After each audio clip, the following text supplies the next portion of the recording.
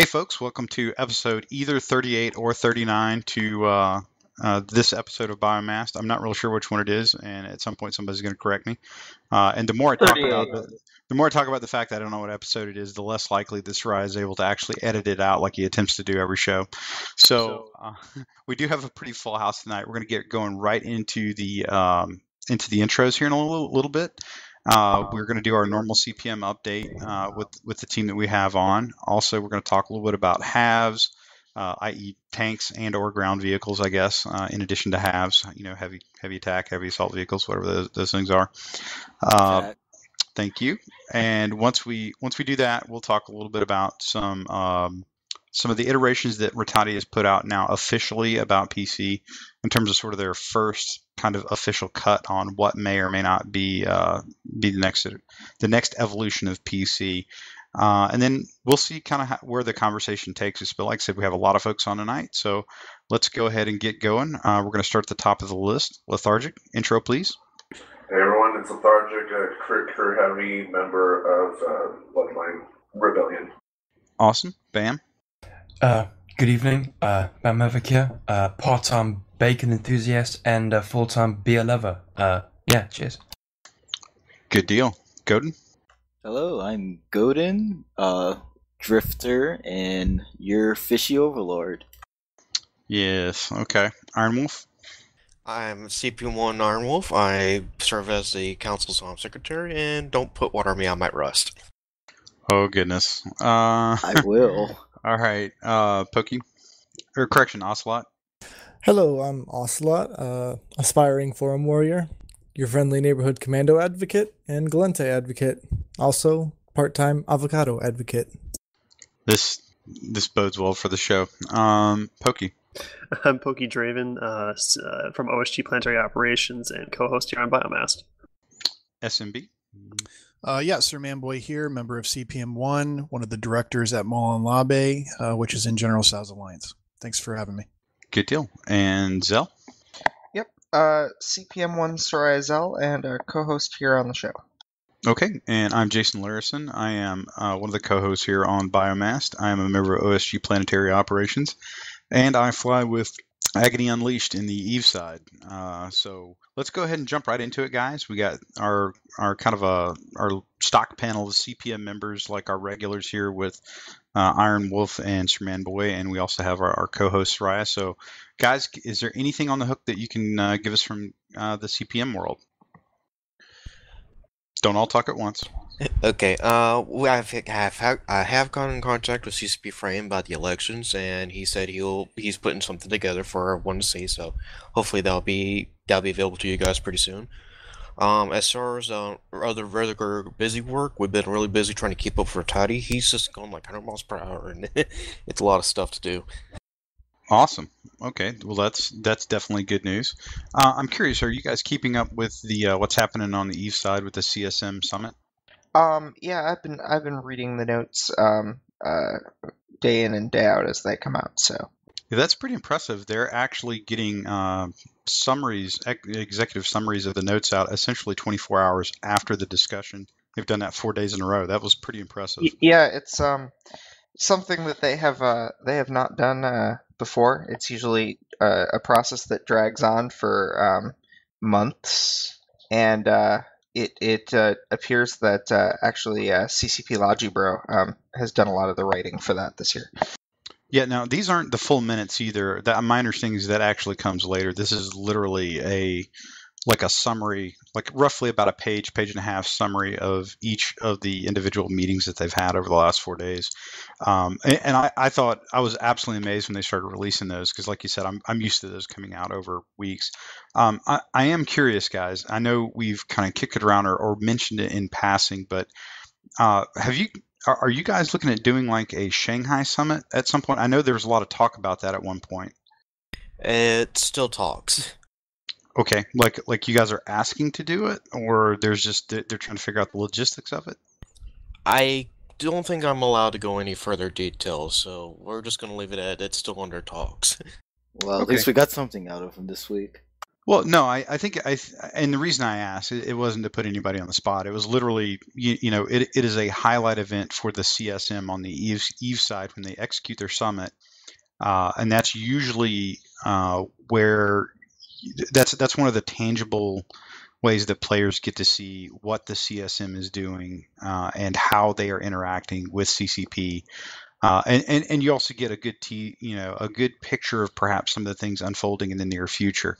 So it was very timely, and that's one of the reasons I wanted to bring it up to you guys. And it wasn't really to get you in an uncomfortable spot, but I was just trying to determine if there was going to be any sort of kind of parallel or similar action coming on from the Dust side. And it sounds like there's at least some discussion of it.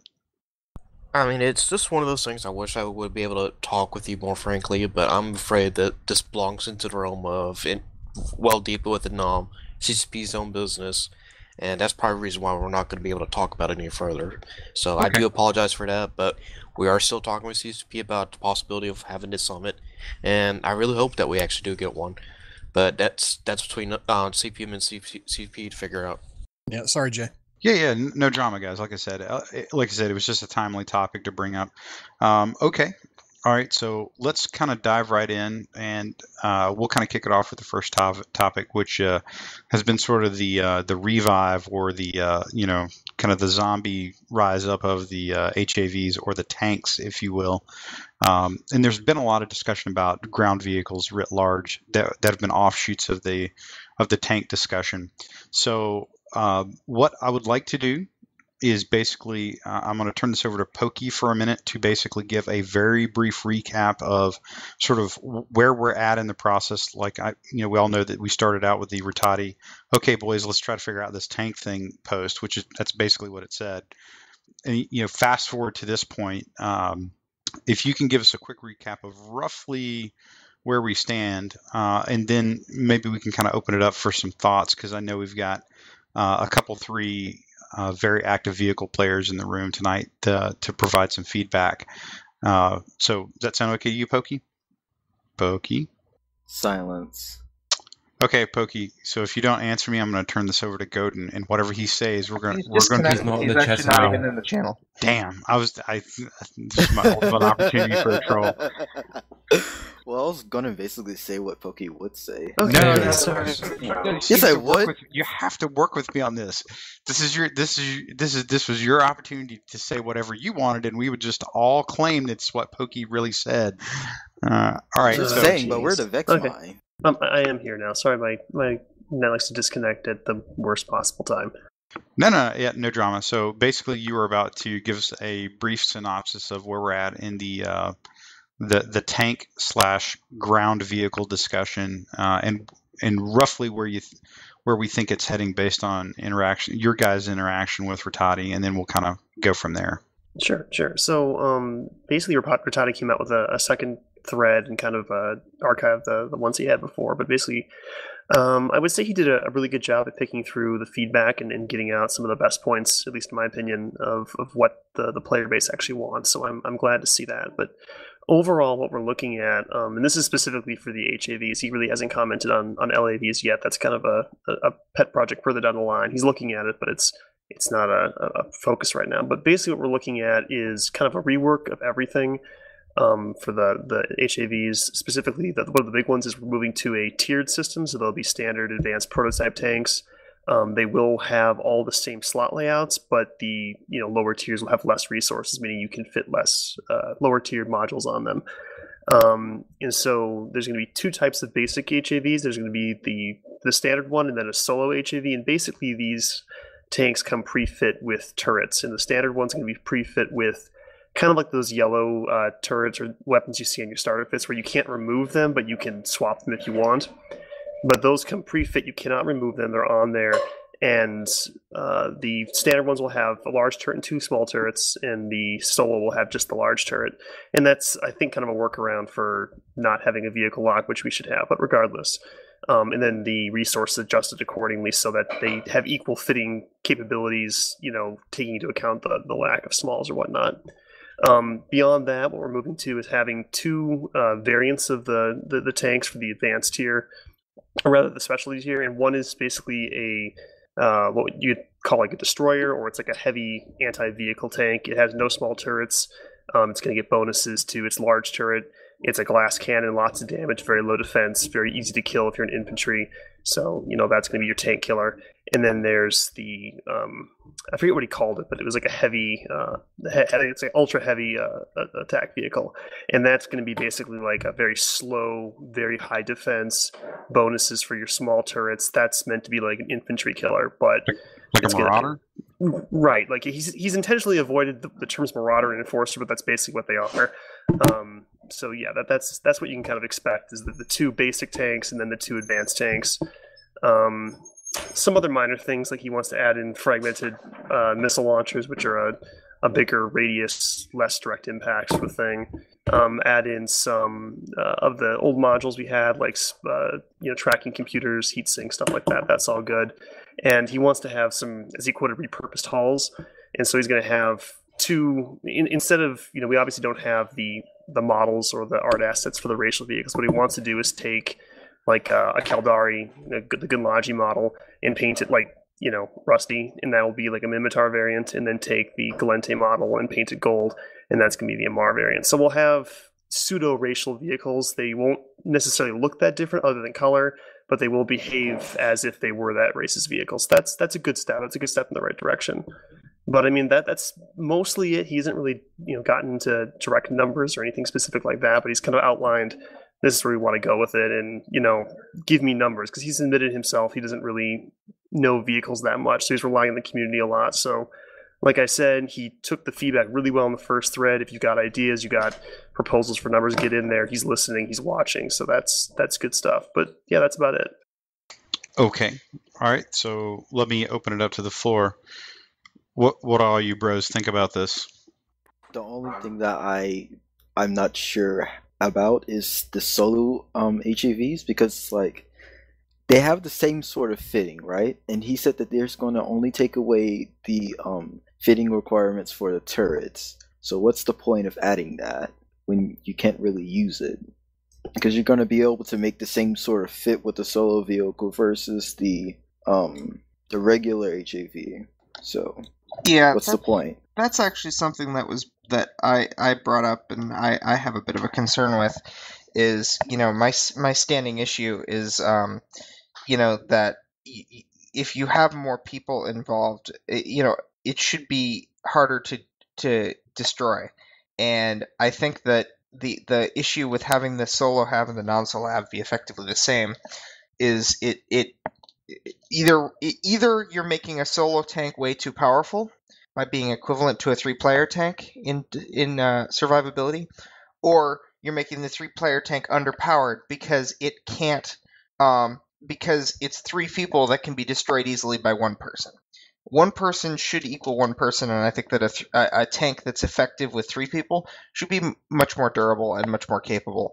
At the cost of being very difficult to effectively use for a single player. I would have to disagree with that, because if a small turret is effective on its own, like it used to be in, say, Chromosome, well, not now. If the small turrets were good enough, then that's a non-issue. I don't know. I think defensive, like the actual defensive capability of the vehicle matters quite a lot in that. Yeah, but if you make the normal HAV defensively better than the solo, then solo players will just use the normal one because there'd be no reason not to. Which is why I think that you should have something like I still go back to a proposal it's been around since the beginning of time. I think it was a great idea then, and it's a great idea now. And I think that is to have 3-player tanks be incredibly powerful vehicles that take a lot to get off the field. They absolutely unbreakable tanks, but the driver doesn't get the main turret, and the modules are another seat, so that you have to either switch seats or you have to have multiple people working together on comms. It becomes a teamwork vehicle, or it becomes crippled for 1 person to use. Absolutely not. Refuse. I mean, they even this proposal works even better with the concept of having a separate solo tank to hand out to the people who absolutely insist on being able to be the main gunner, driver, etc., everything OP person.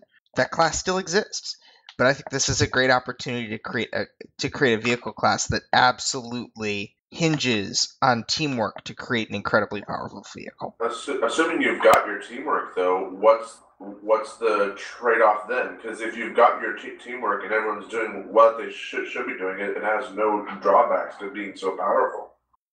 Well, it's consuming it in the same way that it's consuming multiple people on your team. Bear in mind that having 2 people in your tank is 2 less infantry on the field. That's the balance. So creating a stomping vehicle is okay in your mind because less infantry to deal with. I think that it should. For your suggestion, it should have like maybe a 25 or even 50% speed penalty. I mean, I could see that. Particularly since it would be the defenses of such a vehicle would be a lot higher. You'd need it to not be able to outrun the heck out of everything. But the sort of thing where you have this vehicle with two spare gunners, rolling in, and it can just roll in and wreck everything. But that's at the cost that it is, half a squad operating the thing, and that's 2 additional people not on the field. Because that's the problem with tanks that's always been there. Is if a tank is more powerful than an infantry person in a 16v16 game, that means that the team with more tanks is the team with more power, and that's why your power has to equate how many people are involved, because we can't. It's a 16v16 game. You can't call in for reinforcements and get additional players to compensate for someone's bigger, more powerful players. You're also thinking really shallowly, though. Shallow. I mean, a tank can't hack an objective. It can't go into a building. It can't. Those are all irrelevant points. It's not irrelevant. It's not irrelevant because you're no. Let me finish. It's not irrelevant because you're saying that the power level is equivalent, but there are things that infantry can do that tanks cannot. So you can't make a direct comparison. And you can also instantly jump in and out of said tanks. Well, that's an entirely different That's a issue. separate question. That should be something that should be added. I think there should be a timer for climbing in and out of vehicles in general. But I mean, that's irrelevant. That's a big no. It's not irrelevant. As long as that exists, you can't. Those statements that you made are irrelevant because they can do all of the things infantry can do.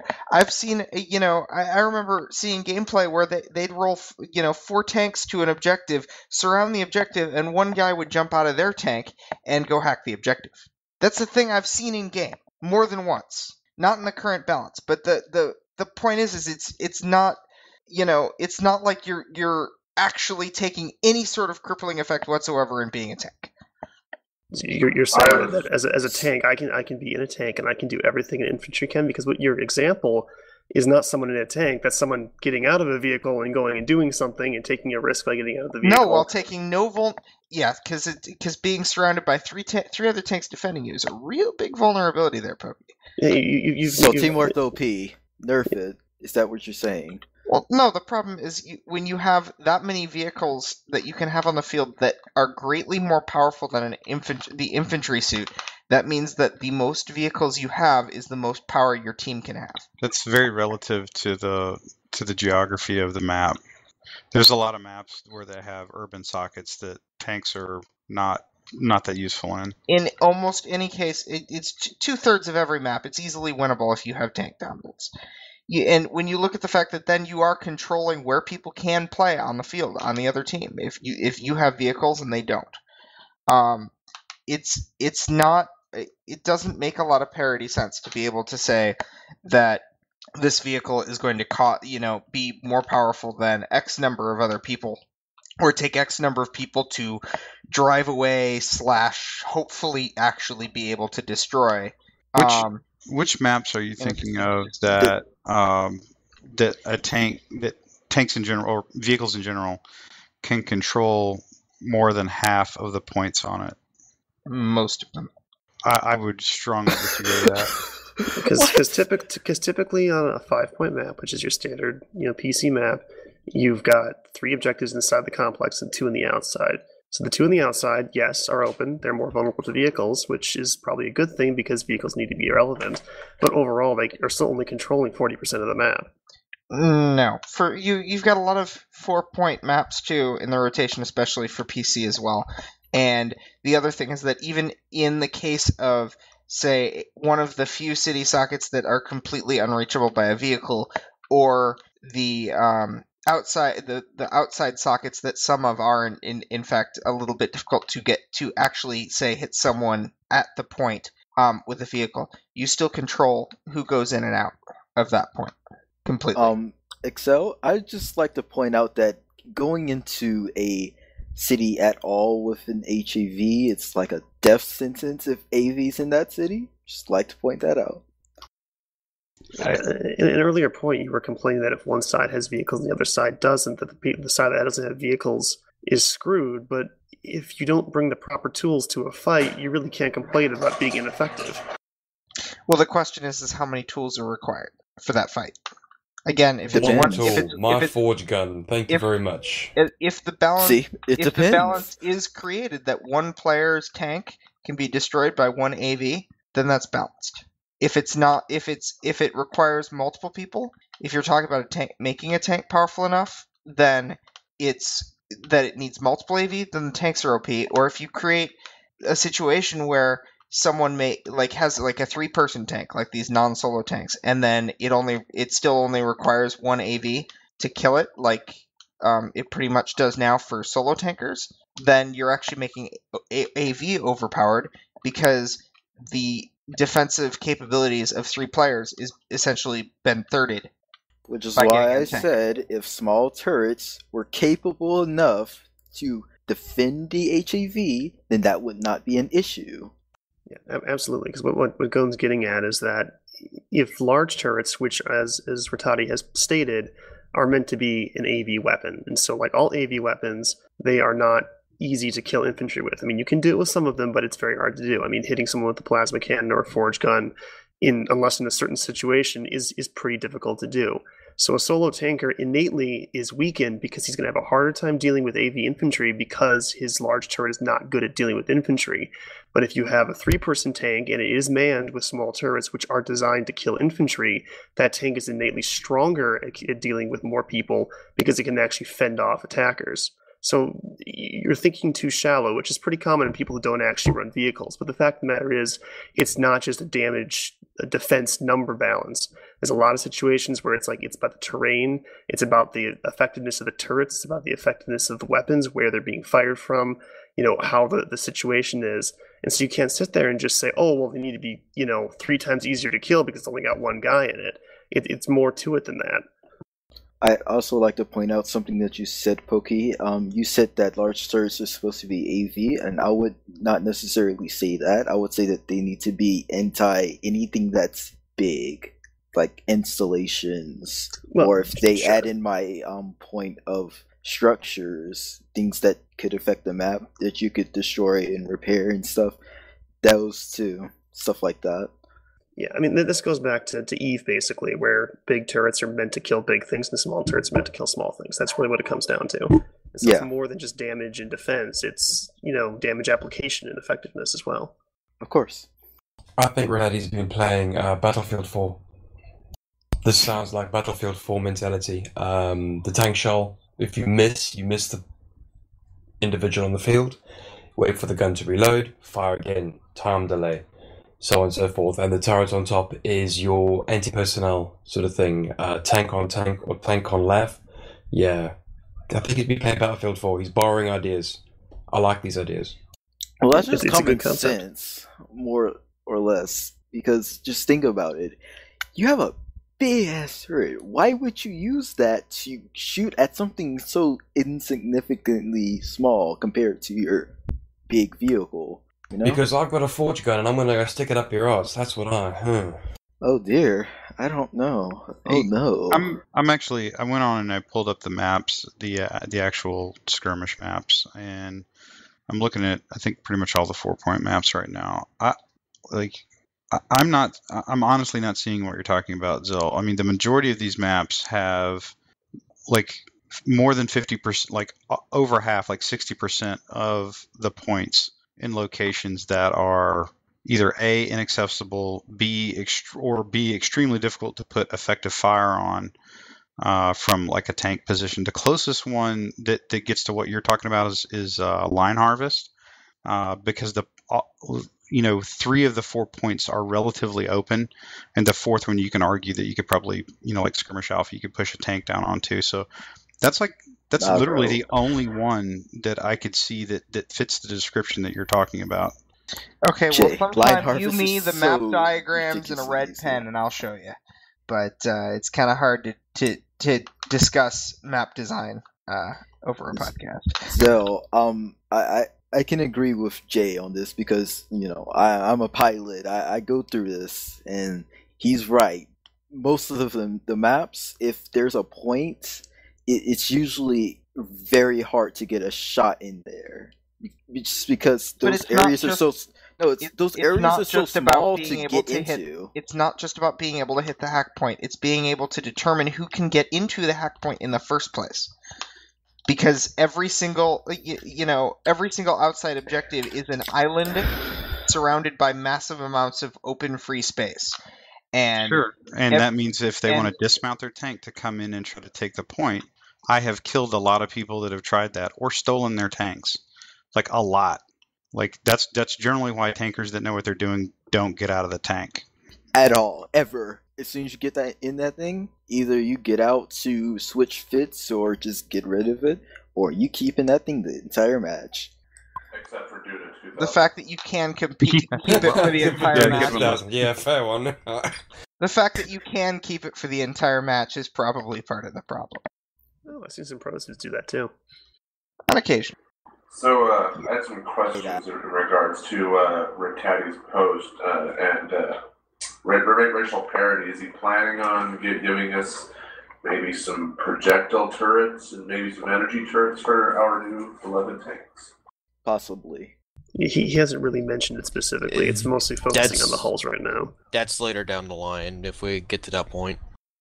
I personally think that the rail turret should be completely removed and replaced with a projectile artillery cannon, because I think the Caldari have 2 turrets right now, and it's not good for parity. Galante has 2 as well, because rails are a Galante used turret. Okay, before we hold on. So before we get into a lore foo battle, when I can trust you, none of you will be able to snatch the fucking pebble from my hand on this. They are both considered a hybrid turret. Galente and Caldari share hybrid bonuses. Okay, they share the tech for the hybrids because they're effectively the same thing, shooting different kinds of flavors of ammo. So you are somewhat correct in that there are 2 Caldari systems. It is true that the Caldari favor rails. I would say to your point though, having the Caldari hulls favor the missile turret probably works better from an overall standpoint though. You mean rockets? Well, no, missiles or rocket, whatever you want to call them. They don't lock on. That's his complaint.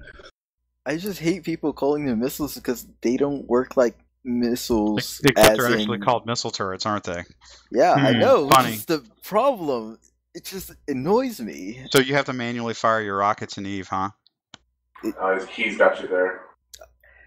I'm talking about how they perform. Assault missiles and rockets perform as a high rate of fire solution versus missiles being more of an alpha, slower rate of fire solution. So what it sounds like is that if you took the missile turret, you can develop 2 very easy fixes to a Caldari system. And this is the other thing. The turrets don't really have, like the HAV turrets don't really have, God, that's a horrible pun.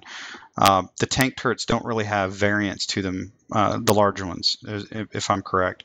But at least the missile sets itself up really well where you can have something where you have a slower rate of fire, high alpha strike type activity, and then the shorter rate of fire, assault type activity.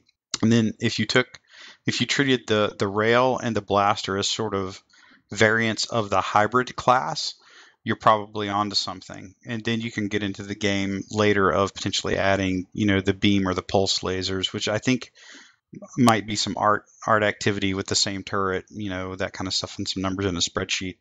I'm a huge fan of autocannons and artillery.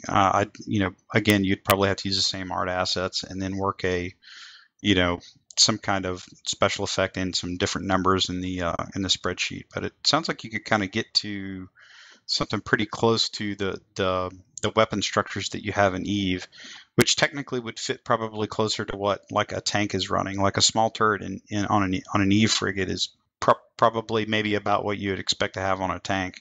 Actually, it's extra large turrets in Dust as small turrets in Eve. We How had you extra figure large that? turns before. Oh, Mechanics they're is actually large, still I think. in. They're the ones that are on MCCs. No, but the facilities used to have them mounted too. Yeah, I get that. So I had a question in regards to missile turrets. I was wondering if, like, I had posted this back in the forum back a while ago, and I was thinking, what if we made two variants of the missile launcher? Because I thought the same thing. It's like these are actually behaving like unguided missile systems, aka rockets. So what if we gave like one variant be like basically an extremely large swarm launcher, like where it requires a lock-on? I wouldn't say lock-on. I would say sort of like a laser-guided sort of system or passive tracking, as in you don't lock on, but it'll sort of like home in if it's in a certain range, kind of like an AV nade. I Yeah. don't really like the idea of a lock and shoot sort of system because it doesn't really require that much skill, but those other two systems do, because you still have to kind of aim it. But on Actually, the other hand, you wouldn't have any defense against infantry. you You're know, small turrets, bro. no, hold on. Like it would actually be really easy to have like a swarm style mechanic. All you really have to do for the large missile turrets then at that point is just adjust their tracking on the missile. Like they take a degradation to tracking, so they're not gonna be as agile as a swarm, but you get a similar effect that's probably more game friendly than the AV nade magnetic homing. Yeah, that's Couple- pretty fair. Because I mean, it's the turret's got 300 meter range, but if you ever use them, you can't hit shit at 300 meters if it's moving. So, I mean, it's kind of pointless to have that range because most of the time you can't even use it because the missiles just don't travel fast enough, and it's hard enough to hit a target with that much travel time. For a missile, I would say that you would need to increase the speed since you would try to be getting at longer ranges. That's just me. Yeah, speed is a very powerful balancing factor when it comes to things that could track people. If you make it really slow, that gives people plenty of time to find cover or break the lock, so to say. But if you make it too fast, then yeah, it's not a lot of fun anymore. I think I would offer this. I was saying regardless, if there was going to be an actual missile launcher put into the game, whatever it was, it would need to be faster than rockets because you're going to be doing at those longer ranges. Well, there's a lot of ways to crack that, but one thing I would, and I come at this from pretty much almost purely an infantry player. I've dabbled in tanks, like militia stuff, but the one beef that I actually have about, like, I don't obviously have the rage about tanks that Zell does, and that's based on his play experience and mine. And my feelings are based on my play experience. I found that infantry-based AV, if used well in conjunction with other vehicles, tends to beat the shit out of other enemy vehicles pretty well, and I haven't had too big of a beef with it. The one thing I would say that is truly the bane of the infantry is actually the hybrid blaster turret, the large blaster turret, and that thing's gone through a lot of different iterations. I think, and right now what I've been experiencing with the large blaster turrets is you could still kind of get damn well sniped with those things pretty well, and it's I know it's a fine line. Do you want to make high dispersion? What do you want to do with the accuracy and all that kind of stuff? But I think ultimately the blaster turret, the large blaster turret on the tank, is really where the biggest balance issue between tanks and infantry really is. I think that's the crux of it. Like I said, that's based on my experience, my play experience as an infantry guy. Like the defenses, their speed, AV weapons, I can work with all that. What kills you if you're an infantry guy ultimately is, not counting dropships, it's really blaster turrets on, the large blaster turret on the tank. If a dude rail snipes me from the red line, okay, roger that. I can't do much with that, and frankly, it doesn't bother me all that much. But it's the blaster turrets that just crush you. I'll say it once and I'll say it again. Shotgun. Yeah, I mean the thing with the blaster is it actually is a pretty crappy AV turret. It really underperforms compared to the missiles and the rails because its DPS is not that great given its range limitations. I mean, when it comes to infantry, the main issue is that if you make the spread too much, then you have trouble hitting vehicles with it. So like you said, it's a difficult thing to balance. There's been a couple thoughts about kind of reworking exactly how the blaster works because currently it feels more like an autocannon to me, where it's a machine gun basically, and I think it can be better served like a more of a burst of damage, like Godin said, like a shotgun, or I know True Adamance has posted like a multi-shot plasma cannon sort of deal. But I mean the issue is it's like how do you make something be useful at hitting big targets and not too good at hitting small targets? I mean, to be fair, you may be feel like you're getting sniped with it, but honestly, the spread is so nasty on the thing. It's almost entirely up to luck if it hits you or not because it's all over the place. What I've seen is guys literally firing like 1 to 2 rounds, like almost like a burst, like a burst rifle, and because like the first round is usually pixel on accurate. Yeah, that's probably fair. I mean, and you might remedy that by maybe increasing the minimum dispersion and make that larger to prevent kind of that burst firing where you have very low dispersion because you're not firing full auto.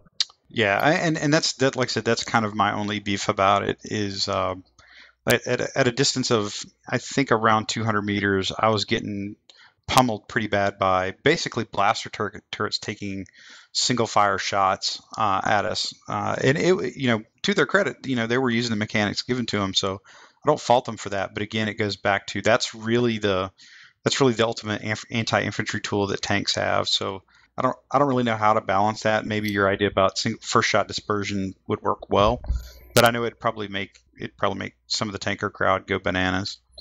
Yeah, that's why I kind of suggested shotgun, and especially having a optimal that's like nowhere near that for infantry. I would say like 35 to 40 meters range because that's the sort of optimal that you'll use with a blaster anyways now, and then say a 51, but then it drops off really, really fast because you're not going to be using a blaster at those ranges in the first place unless you're trying to snipe somebody. So I'm just afraid of the hit detection because shotgunners already complain about it. They'll put a whole magazine in some guy at point blank and they all miss. What? I've never had that. It'll happen. It's fairly common with shotgunners and snipers. I've seriously never had that. Like, not since like 1.3. Hey, can I ask like a total rabbit hole here, but just a single question to you guys that really understand the mechanics of it. Is the hit detection associated with the weapon firing or the suit, or is it both?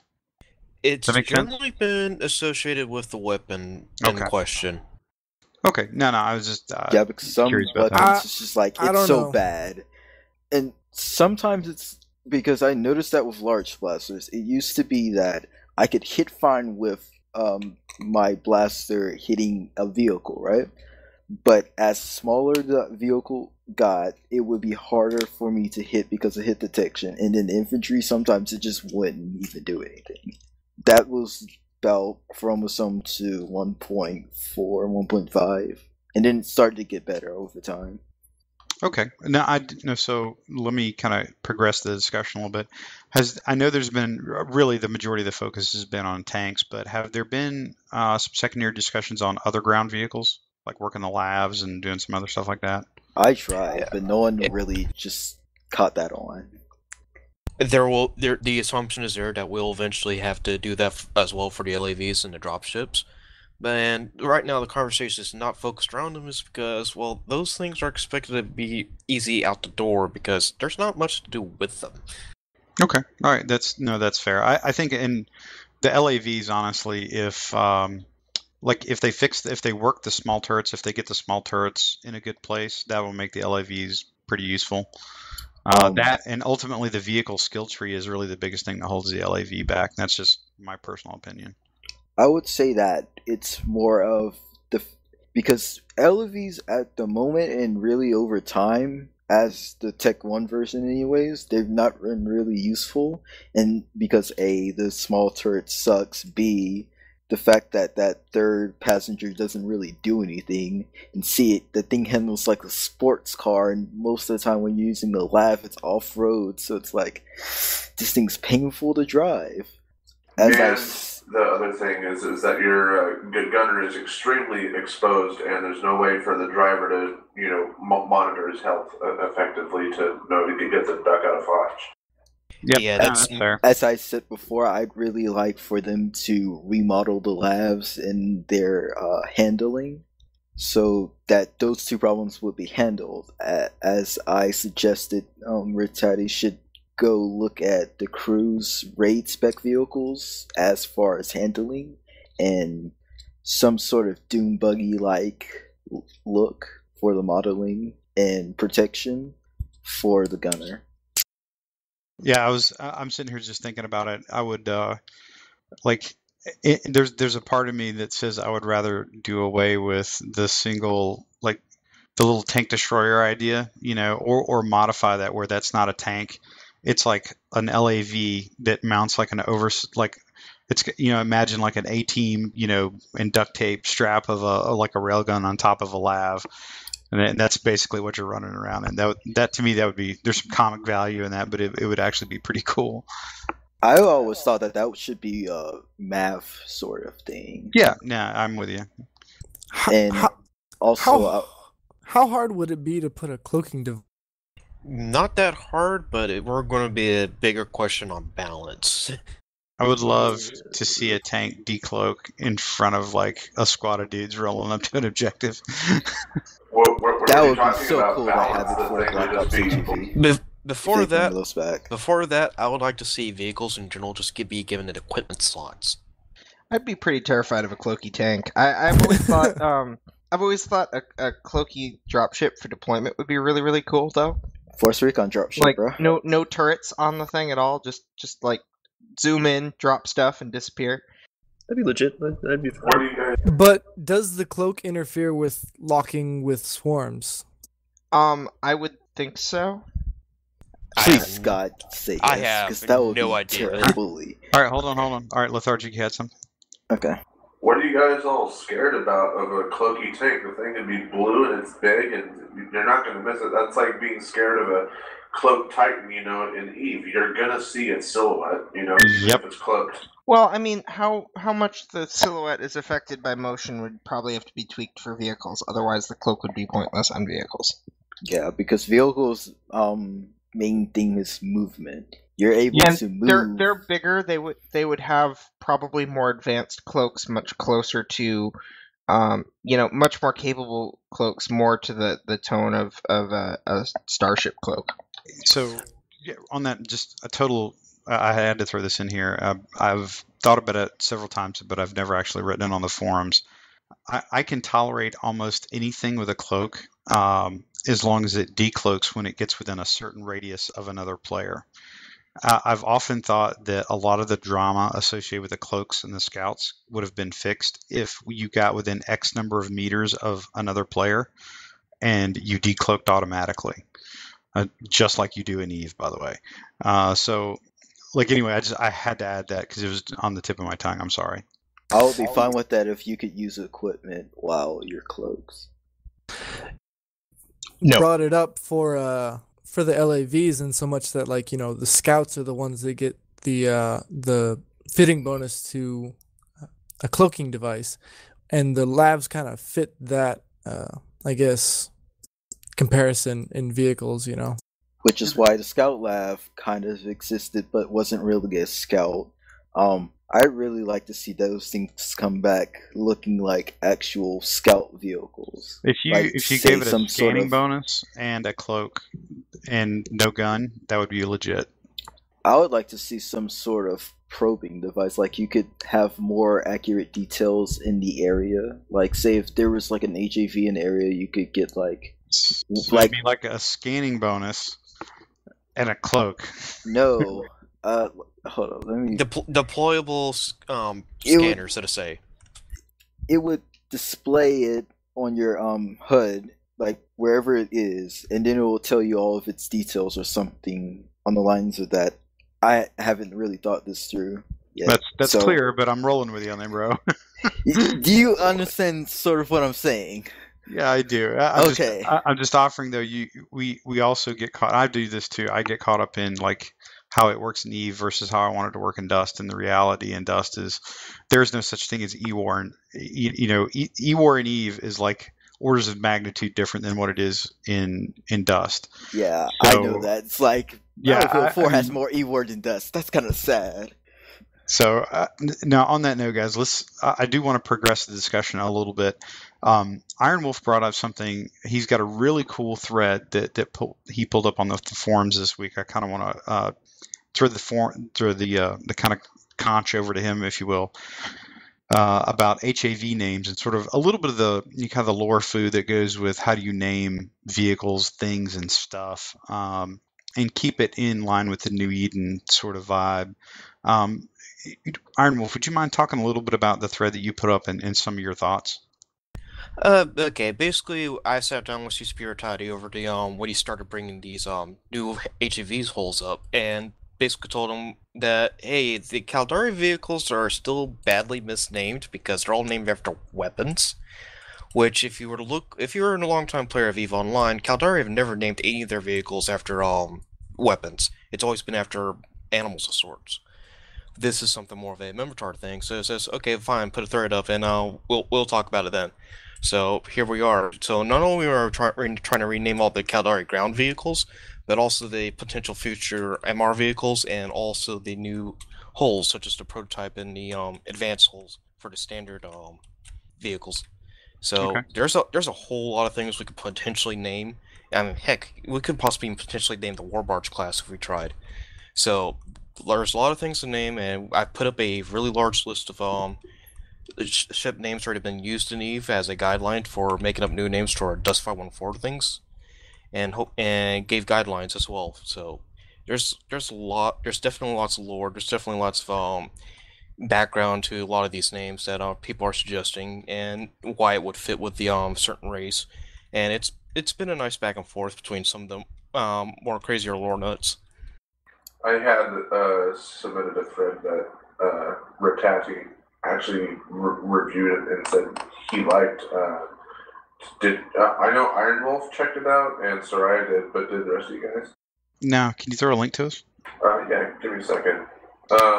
Basically, what I named the here, I'll just go ahead and get it.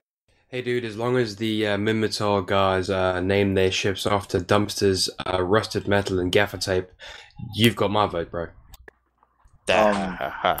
We discussed this in a Skype chat, but I still want Tiger as a Wimitar HEV, just because Nazis. Alright, so for those that are listening and haven't checked the link, the names that I was most proud of, if I may, if you guys don't mind, was the names that I came up with, the Galente, because the Galente follow, from what I observed, is a lot of the mythological characters, Greek and Roman and what have you. So I did some research of my own and started looking up, some pantheon and whatnot, and I found some Roman goddesses that fit very well with the whole tank thing. Is that one? They are all goddesses. So for the standard Galente tank is called a Veritas, which is the goddess of virtue and truth. The advanced is a Felicitas, which is a goddess of success and luck. But this is the one that I was most proud of, because the propaganda image was just classic. The prototype Galente was a Libertas, which is the goddess of freedom in Roman culture. And I was like, that is so Galente, to liberate a city with a tank named after liberty. This is perfect. I'm looking at your list. It's actually really good. So non-violent, though. Well, here's where I do the true. I think everybody got a little bit of right stage. So I think your Galente stuff on here, the Veritas, Felicitas, and Libertas, that's actually really good. I look up at your Mimitar one. Generally naming them after weapons works. I personally voted for things like something like mace or hammer or something more like a bludgeoning tool, which is kind of what a tank usually is. I will have to say though, Godin has a point though. A lot of the like if you look at the Mimitar ship names, like how the taxonomy of their names, they tend to be, they follow three basic. They're actually the most diverse of any of the Eve ship naming conventions. So they basically follow either some sort of violent implement or violent act, like a weapon, a storm, or they follow animals. Some animals, mostly cats, so the tiger would actually work there. Or they follow Norse mythology. So they actually have 4 sort of chart paths that you could work with. And so actually, I kind of, I like tank. I'm a tank enthusiast, so I do a little bit. Used to do some tanking in my real job. Can I interrupt you for a second? Yeah, sure. Go ahead. How is a wolf a cat? I said most. Oh, okay. Predatory and pack animals is what Okay. Minotaur generally go There with. you go. Sorry. Because I there are some animals that are not a predator, but they're generally form herds, such as the mammoth. And that's why I Good point, said good tiger. Cheetahs Yeah. don't form herds. But Tiger would be throwing a salute to Hitler, in my opinion. Well, a tiger tank? Come on. Yeah, Tigers are badass though. I guess I would have to say that historically that was probably one of the most known historical tanks. So if you want to say there was an homage to that, I could see where there might be some secondary or tertiary sensitivity discussions with that. But I was just making a statement that doesn't World of Tanks tigers still are use cool, tigers? of course yes, they do. Yeah, and War Thunder does too. They're badass things. It's like, It's how could you historically not put accurate, that in though. a World War II tank game? Why wouldn't you? Yeah. All right, guys, I got it. So, my point only was that the tiger would, from a naming convention standpoint, work with the Mimitar. So I was trying to give Godin a solid there. I do have to say I got a beef with you about your Caldari ones. Those are, I mean, I hate to say it, man, but those are kind of fucking gay though. Quail, emu, and ostrich.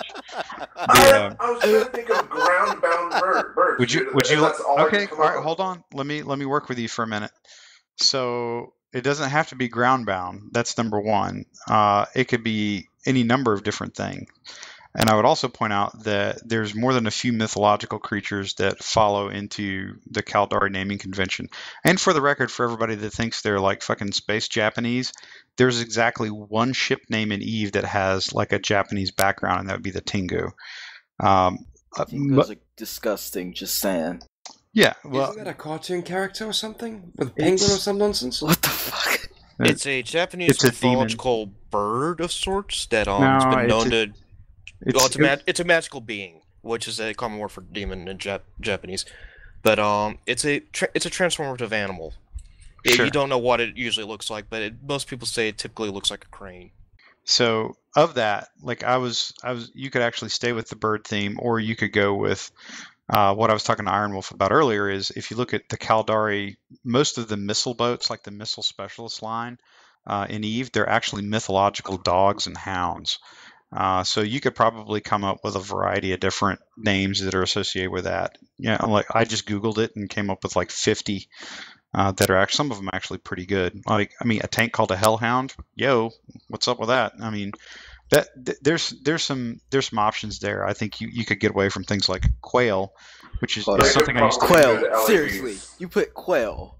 Well, You're hey, disgusting. Like Get I out. like I was saying, they're tanks. Tanks are ground bound. That's what I was trying to go for. Anyway. Yeah. I didn't think of the dogs.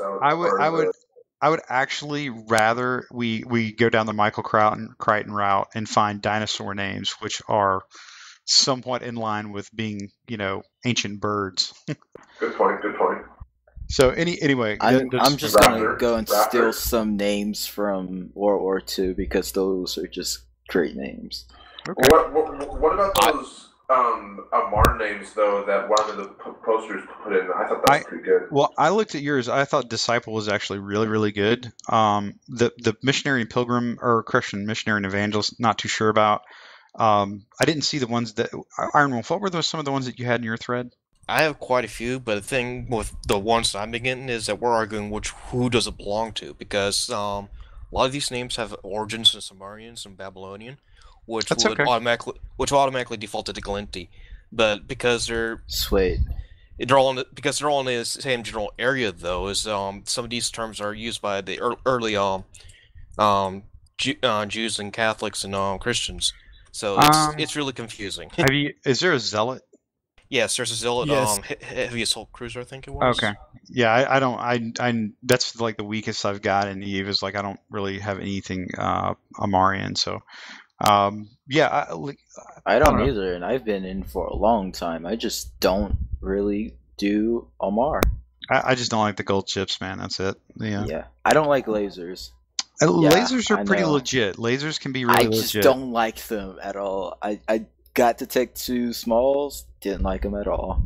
Okay. That rhymes. But I like sort of the idea. Like Disciple, Inquisitor. There's a bunch of different names you could probably throw What in about there. priest? Would that work? Again, that's not boring. violent. This is a violent game. That's not violent. Just saying. Unless you're talking about a Catholic priest. That's the other half of the equation, is that we have to consider what these things are going on to. And if you got like a pansy sounding name going to a tank, this doesn't like a fit right. quail. Yeah. Quail. Alright, I'm just gonna accept that I'm never gonna let that down. That's pretty much accurate. You can We're go ahead and mark not. that one down. I'm No, not laying well, that down ever.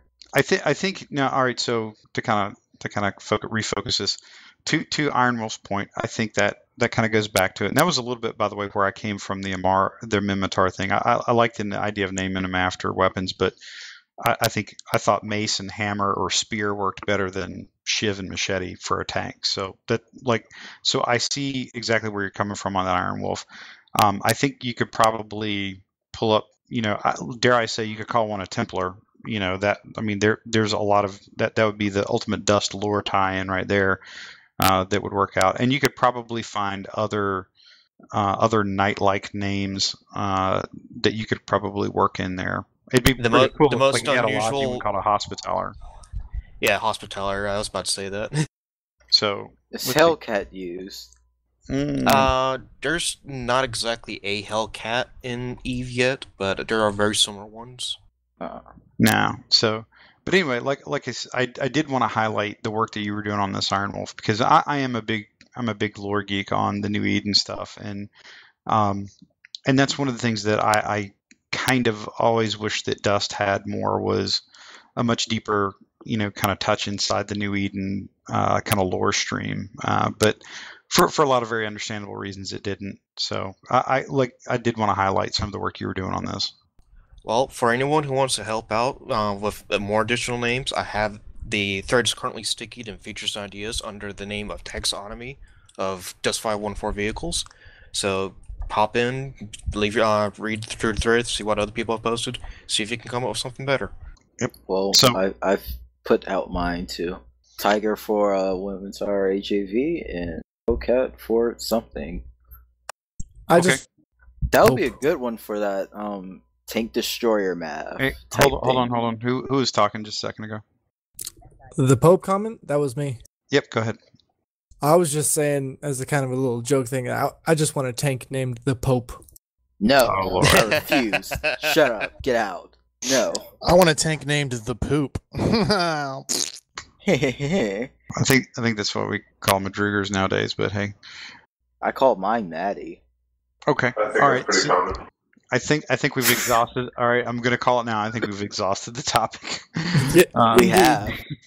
So we will drive on to the next point. So I'm going to add, this is the part where I have a segue into something. I don't know. I was looking. There's a lot of other topics out there. Really, the biggest one is the PC one. I don't know that we want to get into that. We're about an hour deep right now. We were going to keep it a little bit short tonight. I would recommend that we hold the PC topic until probably the next week. Get a little bit more feedback about it the whole time. Well, yeah. And the thing is, and I was talking to SMB about this before the show, guys. But the bottom line is, this is my personal feelings. I'd like to hear your guys' on it. I'm kind of at the point where I would rather whatever they're going to do, they're probably already doing it. And the feedback is going to be stuff on the margins that they change, if anything. So I would rather get it on the street and then give them 6 weeks worth of feedback, and then let them work on it. Does that make sense? So Yes. you're saying release the product, do crowdsourcing for 6 weeks, and then retool it? Basically. Yeah, probably, because, correct me if I'm wrong, Iron Wolf, I think last week you said that they were in the process of shipping to Sony, right? Give or take, yes. And it should be a matter of time before we start hearing about other things such as patch notes and all that popping up. But here's my point. If they're already in the process of shipping or already have, that means whatever was going to be in phase 1 is already in phase 1, and you're talking about changing stuff on the edges, on the margins, with hot fixes. Well, the backbone's probably already in for it. It's just that all the front face numbers can be changed up to the day of the patch, even after the patch, because they're all hot fixable. Right. So, and that's kind of my point. Is like the skeleton's probably already baked in at this point. So any crying about like the big parts of it, that's probably not going to be helpful at this stage. And it's going to be more about what are you doing with the actual numbers and the like whatever modulation tools that they have on it in terms of what values they can change. This is very similar to how they did bandwidth, in my opinion, is they put the bandwidth out and they're like, yeah, we'll work on bandwidth numbers. At some point in the future, so maybe 6 months from now, they might fucking touch bandwidth and fix some shit, but who knows? But I think that's the point, is like they just need to get it on the street, because it's really hard conceptually to work through what all these impacts are with what we're getting right now. Yeah, I will have to agree with that. It is a very scary time for Dust that we're trying brand new things that haven't existed in the game before in any shape or form, and it's really hard to see all the consequences of it. We try to stipulate about them all the time as a community and as CPM, but it's impossible to catch every single instance because players will always be smarter than the design. True. Yeah, I mean, you can design as much as you want, but you can't really truly break something until you let the players actually mess around with it, because they're a lot better at it than the design team is. I'm sorry, go ahead and cut you off. Oh, No, I please just carry realized on. a tank just passed my house on a truck. Sure, it wasn't a Bradley. No, it was. It looked like a Sherman. I couldn't really tell. It's probably not a Sherman. It's probably a quail. Okay. No, guys, it was an ostrich. The rooster. Nah, it definitely was a quail. It was definitely the Pope. I got it. I totally see it now. I totally see it. So you need to get something in called the cockatrice. Okay, it's like a rooster. It's a rooster that fucking turns you to stone, right? Okay, so that way everybody can say, "I just gave the cock." Oh, what's that? This is too amusing. Okay, so this is just great. I did not mean to be the rail it here, would- but it I would be could Calgary. not. Yeah, I could not walk away from that one. So I would like to actually kind of pull this back into a tad of reality. Not that we ever really touch on that shit here, but I think at this stage, what I'd like to do is kind of, if you guys have a topic or a question, just any kind of open mic thing for whatever you wanted to put on the table. We have some time here at this part of the show where we can kind of put that on sort of, panel choice. Anything that you wanna throw out that we can have a quick lightning round style comment on. I would like to kind of go that route. So what I would like to do is I'm going to open it up to Ocelot first. So you can throw out either a topic, a question, a statement, or whatever, and I'll go right down the line, and everybody makes a quick, concise comment about it. Like keep it or coast it kind of thing, or do you like it? Why? Hey, that's stupid, or wow, that's best thing since sliced bread or whatever. So Ocelot, you're up first. Whatever you want to Okay. throw out on the table. This is actually something that I made a couple of about today, but it's the Commandos, the very unloved, very ostracized Commandos. The what I posted about was a basic Galente and a basic. If you stick one complex armor mod on the Assault, it basically becomes as tanked as the Commando while moving 0.7 meters faster walking speed and sprinting an entire meter per second faster. And the Commando gives up a grenade, several modules, a larger hitbox, all this other stuff just to carry. and it just seems completely ridiculous to me. We also sacrifice the speed that is so important to being able to move around the battlefield and get yourself out of danger. So basically, what I want to see done with the commando is more stamina to keep it on par, and competitive drop suit, and some other stuff. Just a basic all around buff, because it is in such a crappy place. Okay. You were cutting in a little bit in and out, but it sounds like you're basically highlighting some of the significant sort of like baseline shortfalls of the commando suit, and you're looking, basically to kind of to bring it up, to kind of energize it a little bit. Is that right? Yes, exactly. Okay. So here's what we're going to do. We'll start right at the top of the list with lethargic. What do you think? What do you think, man? Initial reaction. I've played commandos, every single one but the MR, and he's right. The commando is extremely hard to play. Like an assault, it needs more speed, more agility, or more places to put more armor. Okay, BAMM. I don't play commando. I play heavy with a forge gun and HMG, so I can't really comment. Although I do know of people talking about exactly the same thing, and they tend to agree. And I'm not speaking from my personal experience because, again, I don't have any. Heavy all the way. Yep, roger that. Godin? I think that the commando should be replaced by the command suit, and the assault should become the commando. Okay. Better. Yep, I got it. All right, Iron Wolf? Definitely, the stats, slots, and bonuses all need to be looked at. Commandos need to be a little bit more independent. So and there are definitely none of that.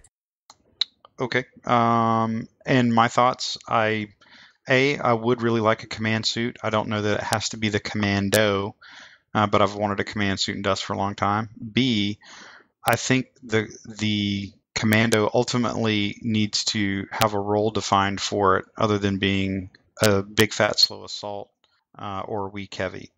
And from that role definition, then you can figure out which way you want to tweak the suit to do whatever. Okay, Pokey? Yeah, I think that the role of the commando is very similar to that of the assault. I'd like to see it defined a little in being similar but different.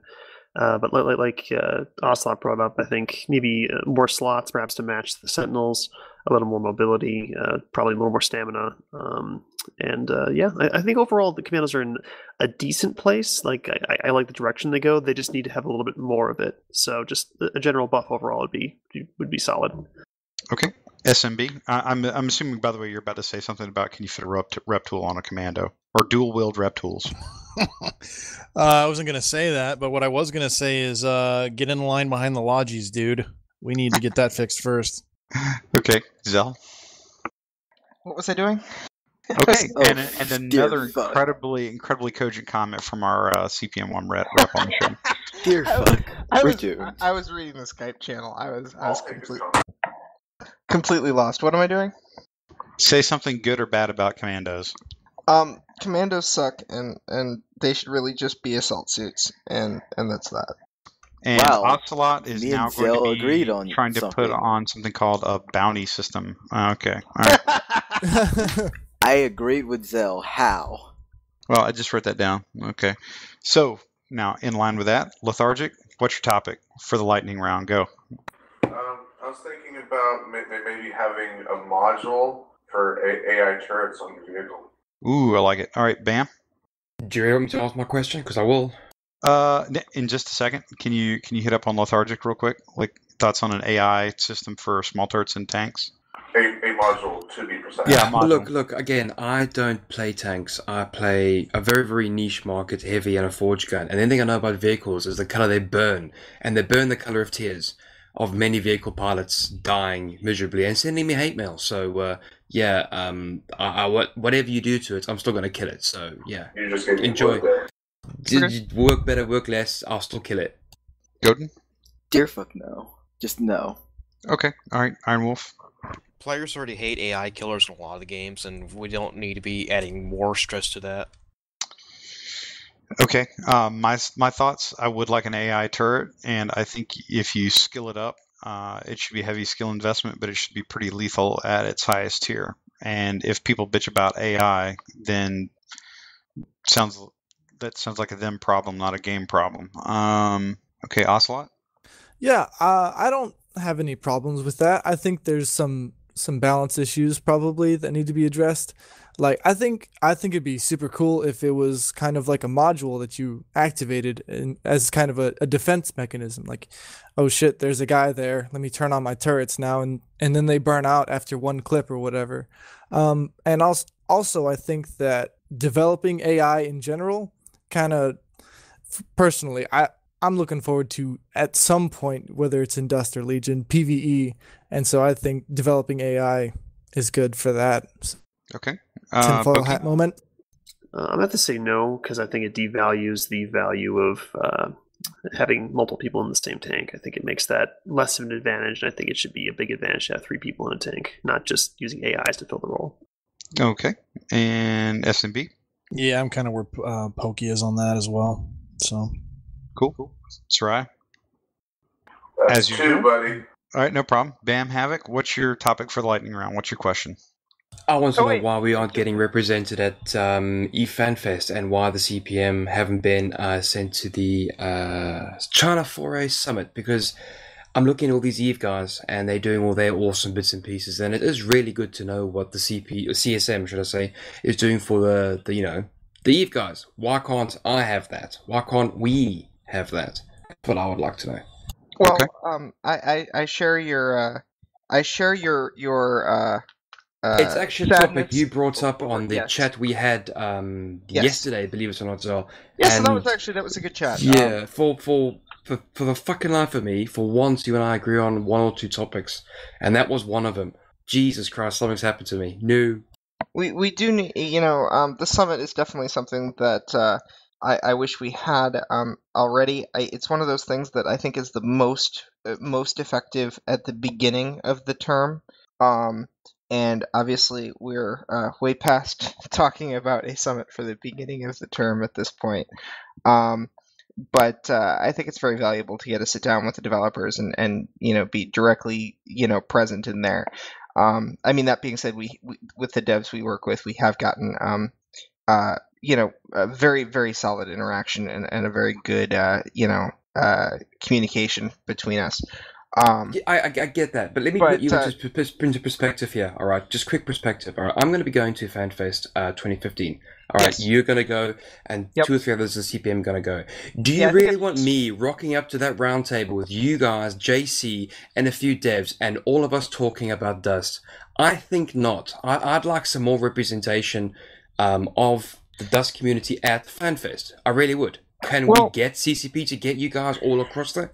Surely it would be cheaper than sending you all to freaking China. God, haven't they got that sort of mindset yet? Aren't we worth it?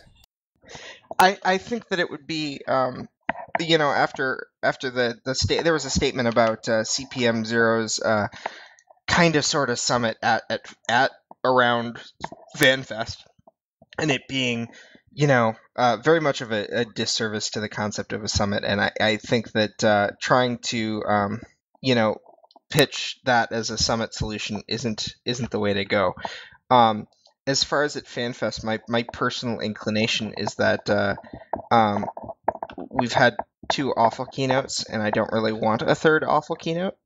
And I would rather that CCP, when they're ready to say something, that they just come out and say it publicly online, rather than what would it have been like if instead of getting the roadmap like 3 months ago or 2 months ago I think it was, if CCP had just had the roadmap and we'd seen it, but they'd said, well, this is something we're going to roll out at this big FanFest keynote, so we're not going to tell anybody for 2 or 3 months. That's I don't want a FanFest keynote, because the notion of trying to get stuff to announce at FanFest means there's stuff you're not telling people before FanFest. And I don't think we need that sort of layer of marketing on top of Dust right now. So I've I normally would probably just proceed on with this, but I have to say this. So what you're ultimately saying is you don't want bad announcements at FanFest. What I think most people would like is a progressive or positive announcement at FanFest. And then part no, because two. again, hold on. if you've got a positive announcement at FanFest, you probably have been holding it longer than the day you announce it. Now, I will also point you to Eve, which is the other significant property of CCP. They are pretty steadily releasing news about Eve that they easily could have held for FanFest but didn't. That doesn't mean they're not going to talk at FanFest and say, and perhaps have something in their pocket there, but they are putting out a lot of information right now. Like traditionally, like announcing new ships and stuff like that, which they did this week, they would have saved that for FanFest based on the timing of it, but they didn't. So I would just offer that you can actually have a positive announcement at FanFest, and you can have open communication. They're not mutually exclusive. From my understanding, the ship they announced is one that they intend to push out before FanFest. Perhaps. So Yes. that would not make sense to be able to hold it. It will be until out before FanFest. FanFest. But Okay. I think that you will find it that there will be a pretty significant list of things that announced at FanFest Eve side that were under NDA. Not that I would know what they are because CCP doesn't tell us about Eve stuff. But no, but I think my point is you're creating a false argument where you think that like the only announcement that Dust can ever have is bad. No, I'm saying that a good announcement should be announced immediately rather than being held to be a FanFest announcement. And again, you're also creating a false argument where you say that not having positive and at least consistent communication is mutually exclusive from having some formal presence or at least a recognized presence at FanFest. There will be a formal presence. There should, as they said, they should be Rouge and Rotati and Frame should all be there, and there should be roundtables that will be on the schedule. Jake, let me ask you a question. Let me ask you a question. Did you or did you not? Are you not the same guy that lamented the fact that more people in Eve don't realize that Dust is still actually a game that is being played? Yeah. So, all right. Now, if that is true, what is the number one way that you cure that? Some dude goes on stage for about like 10 minutes and gives hey, here's what we've done in the last year since last FanFest. Big change. That would solve all of that, wouldn't it? I don't think that's the way to go now. What happened this year? No, I don't think that would be a good idea. Why not? Oh, no, hold on. No, stop. It's right. Okay. Tell me why not. I think that what you need to because just because you put it there does not mean someone's going to go see it, and I don't think there's enough people who are particularly interested in Dust right now to go to FanFest and you're not listening to the point. So they webcast it? Aren't you the one that was saying that you were upset that the folks on the Eve side, not the Dust side, don't listen? No, you're making you're pulling together things that don't make any sense and trying to assume that's the only way to do things. I'm actually saying the words that you said to us on this show last week. The roundtables are things that some get streamed, some do not. What you cut off. I'm not talking about a roundtable. And that's your problem. It sounds like it's your problem, but no, okay. Because you interrupted me. There is no sense in having a big announcement at FanFest when you can be posting this stuff online.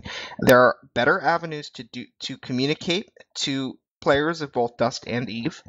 I think that includes having an actual roundtable where people who are there can actually ask questions about the topics that they want to know, and maybe even potentially weasel some information out that might not have otherwise been through some sort of PR process. And I think that if you want to let Eve players know, the way to do that is to communicate about our updates on Dust in a forum that has been sadly neglected on the Eve side, which is the Dust 514 information portal. And how many Eve players do you think would know to even look there? There's this wonderful thing. All the ones that hate us.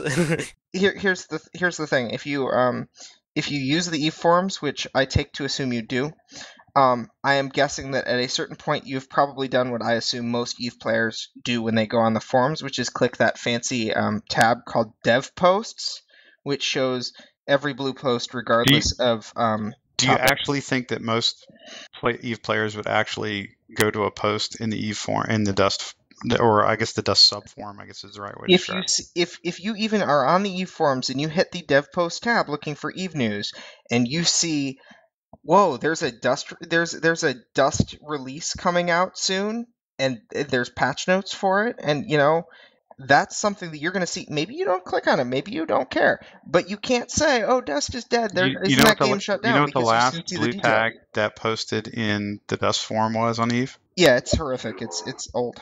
No, It's it bad. wasn't. It was this week. You know what it was about? It was Was about it? Valkyrie. I have not actually been on the Dust forums or Eve Fucking forums this week. shocker.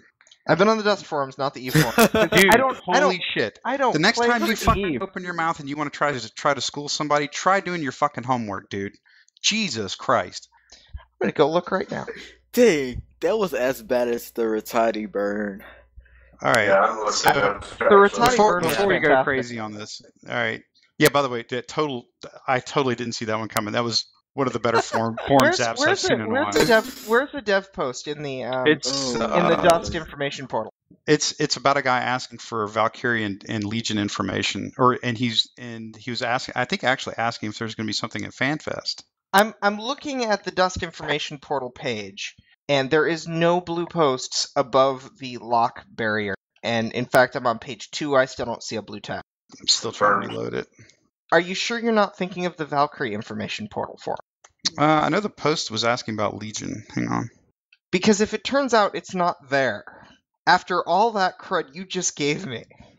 Yeah, then I'll say my bad, and you know what? I'll still point out the fact that you're a jackass. Shit's been said. Yeah, there was there's a Valkyrie Dust and Eve thread on the Eve portal, and there's another Legion Valkyrie thread on the Valkyrie portal. There's a lot on the Valkyrie portal, just nothing on the Dust portal, which I mentioned has not been updated in a very long time. No, you're right. But again, I go back to your point. You could go back to the dev post and you can find anything that says curious about Legion / Valkyrie, would like to know some things. And again, I'll even help you out on this one. As I look through Michael Epic, he's on the Dust forums, right? I've seen his name before.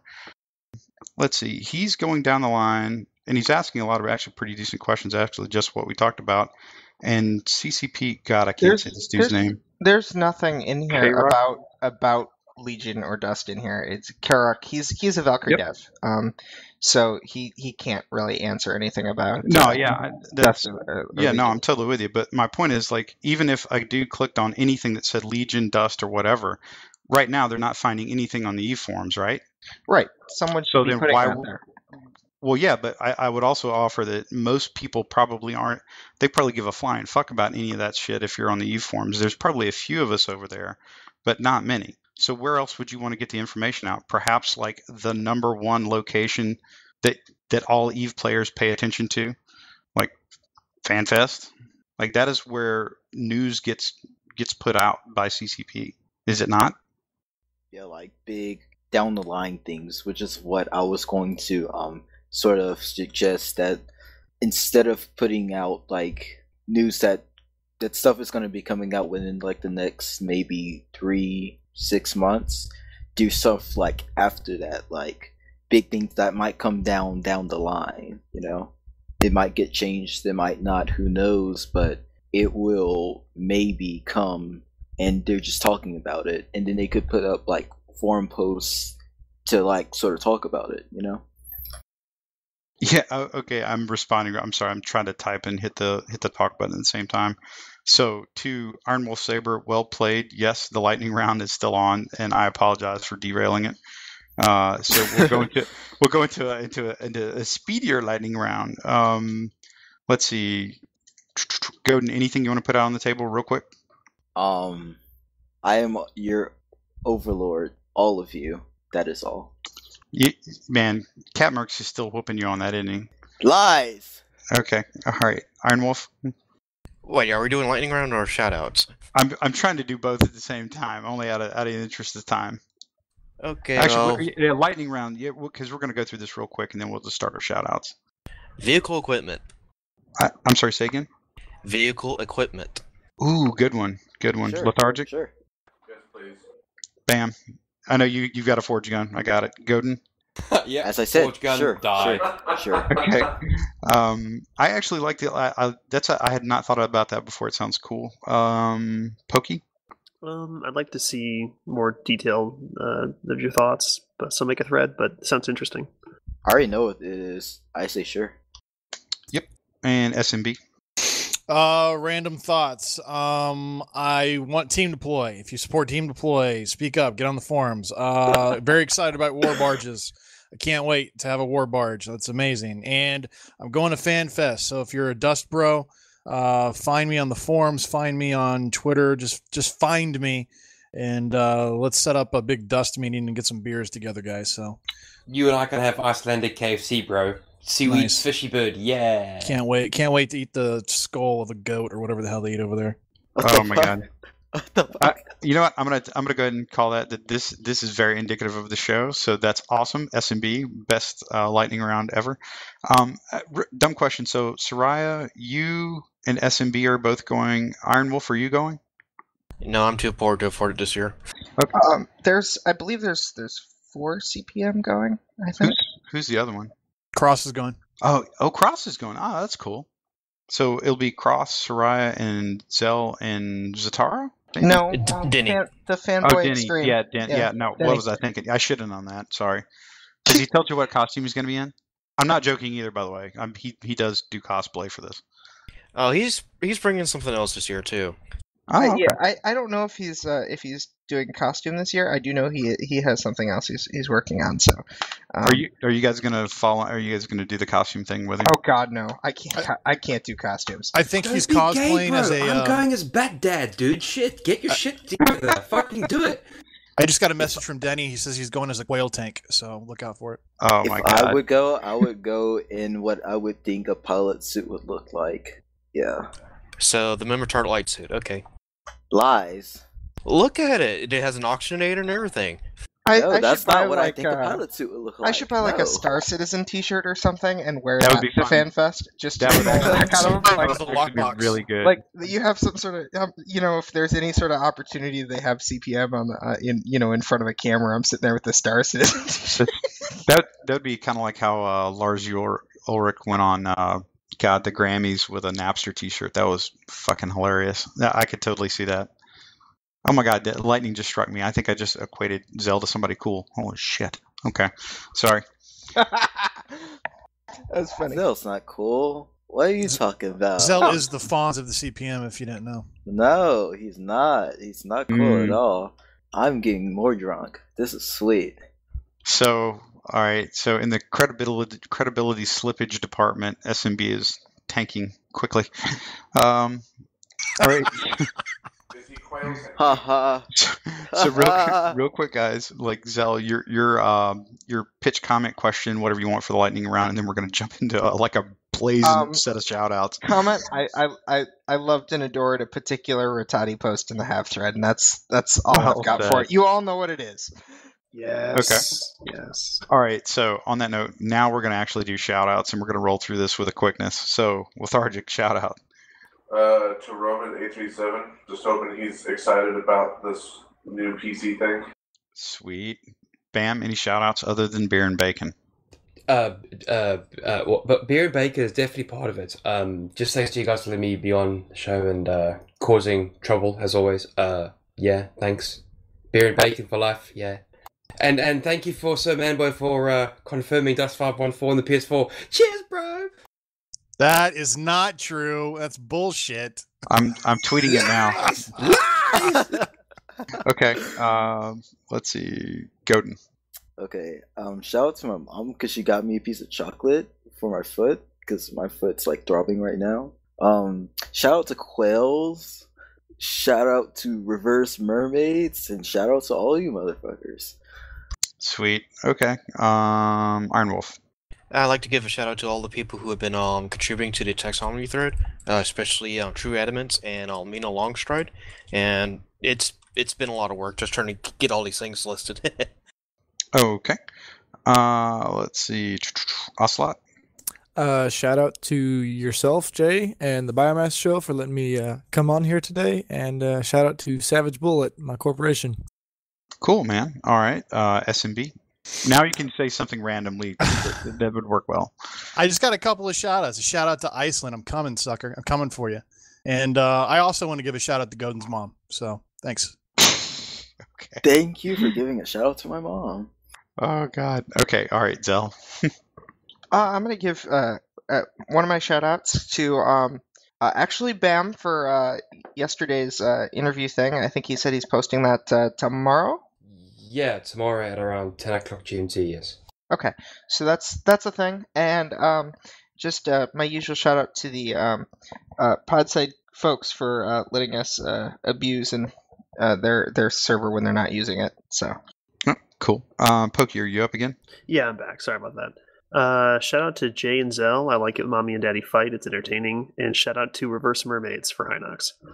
Oh my God. I already gave. I was wondering where that came from. Shout out. You can't do two, bro. You just can't. Okay. Let's see. Shout outs for the week. Shout out to CCP Rotati for, I guess, just kind of wagon training the game of Dust 514 together a little bit further. And shout out to Arnold Schwarzenegger. Yes. Schwarzenegger. Right now. What are we shouting out to the Governator for? Because I'm